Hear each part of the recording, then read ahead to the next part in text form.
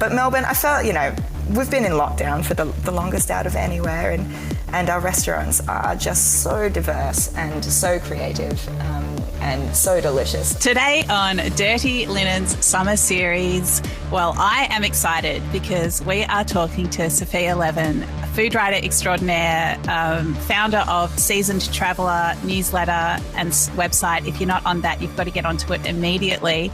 Very talented writer and content creator across all kinds of platforms. And also, I think the person in the world that looks the best with noodles coming out of her mouth. Welcome, Sofia, to Dirty Linen. That was an amazing intro. Thank you, Dani. You fully deserve all the amazing intros. Now, you are somebody that always makes me excited and hungry when I see you eating across the socials. I am so curious to hear about your 3 memorable meals. This was really hard. I think I narrowed it down to a list of about 15 last night, and then I just had to really go with the brief, which was most memorable. So I just sort of went with, I guess, things that I hadn't tried before, places I'd been back to, which is a pretty big deal, I think, given the year that's been, and ones that made me do like a little happy dance on the spot when I walked in. Well, I think the criteria that you've chosen are perfect. So lay it on me. What's number 1? All right. In no particular order other than number 1 going first, there's a place in the city called We Live for Hot Pot. And so We Live for Hot Pot is a sukiyaki restaurant, and it's sort of straight out of Tokyo and kind of made for a pandemic. I should probably mention that sukiyaki is sort of Japanese hot pot for people who don't know. So that's where the ingredients are simmered in the sauce and then topped with broth. So quite different from sort of the traditional Chinese hot pot that people might be used to. So this place is tucked up away on some stairs on Russell Street, and it's so geared towards the solo diner. So you go through this navy linen curtain to the front counter, and then you're escorted to one of 25 seats, which are sort of lined up across 3 rows. And then every single spot has a booth with a timber divider, so you can completely ignore the person next to you. They don't have to breathe on you or look at your food or anything like that. But if you do go with someone else, you can sort of fold it back, so you can socialise with someone you go with, although I probably wouldn't go with more than one other person because it will just be too difficult to chat. You order completely on a QR code, and then each place has a little hot plate induction, there's a bag hook, and then there's even a small stand for your iPhone. How it works is there are these matchstick blinds in front of each setting, and then if you're nosy like me, you'll look through the curtain that says staff only, just for a little peek, and you'll see this corridor.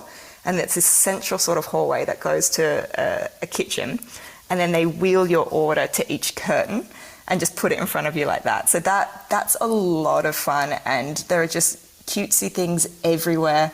I feel like I have to mention the toilet, which is, it's through another Norin curtain, and it's printed, well, the one that I go to was printed with a bra, and it's got these little pouches with cotton buds and sanitary items, hair ties, stain remover pads if you're a grub like me, and just everything there is so thoughtful. And of course the food is really, really yummy as well. So that definitely fits the bill for one that maybe dance. What kind of stuff might you have in your hot pot? Yeah, absolutely. So if you're going for the first time, there are these pre-selected sets, which are probably a good idea if you don't want to think. So you might have a Wagyu sukiyaki, which comes with, all different cuts of Wagyu, or the soup base might be something more like lemon ginger soup. But if you want to sort of pick your own adventure, you can just order a sukiyaki base. For I think it's about $7.80, $8, something like that, and then you just pick your own add-ins. So veggies, seafood, tofu, gyoza. My favourite are those little teardrop-shaped fish balls, which are quite processed, but they're filled with roe, and they just make me happy. And you mentioned noodles before, so they've got something on the menu called a magic golden noodle, and it's this kind of very Instagrammable floating noodle. So you might have seen them. They sort of arrive, and the chopsticks are suspended in the air with the noodle sort of hanging over them into the bowl, and they're dried, and you just put them in your soup, and away you go. Oh my goodness. I just love the fact that they've created so much theatre, but it's like this sort of private viewing. Yeah, exactly. I mean, as private as it may be, it's one of those places that I think is is getting quite well known on, Instagram and TikTok, and that sort of seems to be how people are discovering it now, because it really is tucked away, but also right in the middle of the city. So convenient, but secretive. I love it. And Melbourne is so good at those places. All right. What is number 2? All right. Number 2 is out in Dandenong, and it's called Mozzie Foods, which is a portmanteau of Mauritian and Aussie. And I feel like Mauritian had a bit of a moment this year, especially with... is it Mans? I'm not quite sure how to pronounce it, opening and doing the little wine bar thing. But this was just before that. Oh, it's been open for a while, but I visited sort of, I think it was, when was the Melbourne Food and Wine Festival? It must have been back in March. And it was the first time I'd ever really tried Mauritian food, so that's why it was memorable for me.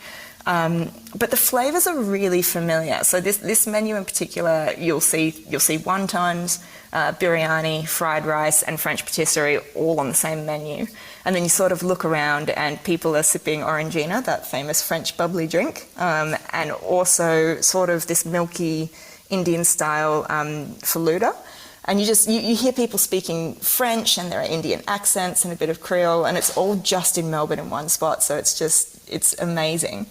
And then you sort of look at the food, and I researched a bit of the history because I was just trying to figure out how it all came together. So how it worked was the Dutch were there first. It was an uninhabited island, and that was just before 1600. And they brought a lot of African and Chinese slaves with them who, would also have brought a lot of their food. Then about 100 years later, the French East India Company claimed Mauritius, and then the British, about another 100 years after that, took over, and they got rid of slavery, and that led to hundreds and thousands of Indian labourers arriving. So the food sort of follows that trajectory of who came, but now it exists really holistically. Even in the lore over there, everyone's really melded together, so it wouldn't even be accurate to call it fusion. It's just a cuisine born from all these amazing influences. It's really impressive, and it's very low key, very casual environment. Lots of families at the tables, ordering these big plates. I think probably my favourite dish, which I think is one of the more popular ones, is called dal puri, and that's sort of this flaky Indian influenced flatbread, but it's made with yellow split peas, so it's got this kind of dry, crumbly texture. And that's served with a sort of turmeric spiced curry called vindai, and you can get that with octopus or different meats or vegetables. And it's tasty. Definitely a must order if you visit. Wow, I absolutely love it. And, this idea of this incredibly rich melded culture that's then also transposed to Australia and to Melbourne, the outer suburbs of Melbourne, that's really exciting as well. It's just there's so many layers and so many strands, hey? Yeah, definitely. And I mean, Melbourne's just the city for this sort of thing to exist, because it feels like, unless you're sort of First Nations, everybody is from somewhere else. So we've just got the best food in the world, bias aside, but maybe a little bit of bias as well. Okay, so where is your bias taking us for your third meal, Sophia? Okay, so as you can sort of gauge and know already, that my favourite restaurants don't always tend to be the ones that sort of people consider hip or cool or, brand new, but I am making a very big exception for Grey and Grey Bread and Wine in Northcote. Have you been, Dani? You must have been. I have not been. Oh my gosh, I know. you're gonna love it. It's such an omission, and I know I'm going to love it. So make me even more excited and give me more FOMO. Can I come with you? Can I come again? Oh yeah, totally. Well, it's sort of it speaks to our heritage a little bit there, because the owners are sort of New York, Russian, Georgian, Jewish, and I think the reason I love it is because it really is so Melbourne, in that it fits that category of, a wine-driven restaurant or bar that plates brilliant sort of produce-driven food. So you've got places like Etta, Marion, Embler, Congress, Colton Wine Room. So it's sort of, I would put it in the same category, but the major difference is that Gray and Gray's dishes, they're all Georgian and Russian inspired, and that's because of the owners. And Boris, who's the co-owner and chef, he also has All Are Welcome Bakery. So his technique and what he plates up is just incredible. It's a set menu, $65 for 4 courses, which is far too cheap. Every time I see him, I'm like, what are you doing? Put your prices up. It's just incredibly generous. And the first course, you sort of say that you can tell how good a place is going to be based on the bread course.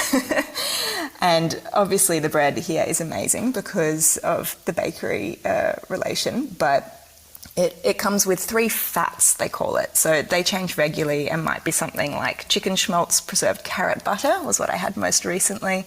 Mazzoni, which is this sort of fermented milky yogurty thing, which is not the official description, but that came with all these preserved persimmons.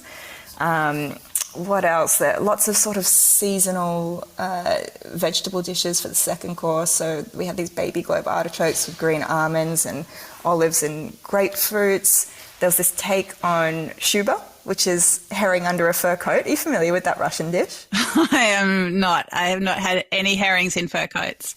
So I think it gets the name traditionally from what it looks like. So you get diced herring, and it's quite pretty. It's layered with grated boiled egg and beetroot and chopped vegetables. So it's sort of this raised disc that looks a bit like a terrine.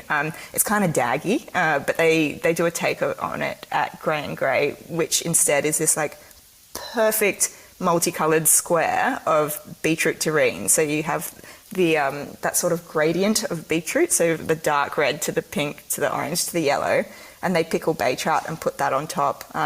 Bit of botagra and white onion. Oh, it's so good. Georgian cornbread, pork neck, pippies, and obviously it changes all the time. So it'll be just as good if any of your listeners go, but the dishes might not be exactly the same. I don't think there'd still be globe artichokes necessarily, for example. But the thing that you have to order, even if it's not the dessert, is the famous multi-layered Russian honey cake, which is, it just tastes like honey. You know, when you have a spoonful of honey, you almost get that warm burn down your throat, but in a good way. The cake tastes like that. So I reckon I've been dined in 4 times this year, which, given we've been in lockdown a lot, is significant. And it's the place I take, visiting foodies and chefs who sort of want something Melbourne but a bit different, and they're always so pleasantly surprised by it. Okay, I'm looking forward to our date there. I love everything you've spoken about, and we have definitely travelled with your choices, but I'm a little bit surprised that you chose 3 places in Melbourne to talk about. Oh, do you know what? I had non-Melbourne ones in there, and I thought I better stick local. Okay, it's so interesting. I mean, you're such a traveller within Melbourne as well as a world traveller when we're able to. But yeah, I mean, I love it. I mean, why did you think you should stick local? Oh, I'm definitely a Melbourne girl at heart. I also feel guilty that I did get to leave the city quite a bit this year when other people didn't. But I mean, I ate some fantastic food in the Northern Territory in Darwin, specifically earlier in the year, in between lockdowns, and that had the same sort of melting pot traveller vibe, I guess, as this list. But like some of the best Indonesian food I think I've had was up there. And then just some beautiful meals in Tasmania as well that are, I mean, people talk about produce driven, but when you're sitting somewhere and you've got a waiter pointing out the walnut farm across the river, that's pretty incredible. So, yeah. But Melbourne, I felt, we've been in lockdown for the longest out of anywhere, and our restaurants are just so diverse and so creative and so delicious. So I thought I'd stick to that list, but I do have lists of the other places on my website. Little plug there. Yeah, so everyone check out Seasoned Traveller. Yeah, check out Seasoned Traveller, subscribe to the newsletter. It's awesome. And thank you so much for this little jaunt around Melbourne. As you say, so diverse, always so much to discover. And it's been super tasty. I can't wait to dine with you at Grey and Grey in 2022. But, absolutely. Thank you so much for this little taste today, Soph. It's been awesome to have you on Dirty Linen. Thank you so much, Dani. I'll see you at our date.